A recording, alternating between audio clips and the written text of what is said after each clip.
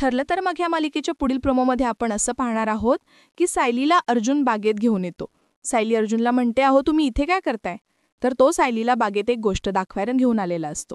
त्यांच्या बागेत एक साड्यांचं घर केलेलं असतं आणि त्यात अश्विन आणि प्रिया कुडकुडत झोपलेले असतात. त्यांना बघून सायली अर्जुनला म्हणते, अहो मला आठवतंय ना, लग्नानंतर मी माझ्या साड्यांचाच एक छोटंसं घर बनवलं होतं बाहेर.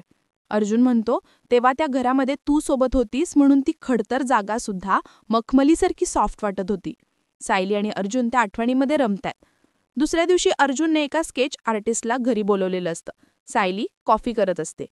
अर्जुन पाहतो सायली बिझी आहे हे पाहून अर्जुन लगेच त्या स्केच आर्टिस्टकडे येतो आणि तो अर्जुनला म्हणतो, ह्या आयडीवरनं जो फोटो आहे ना त्याचं स्केच करायचं होतं.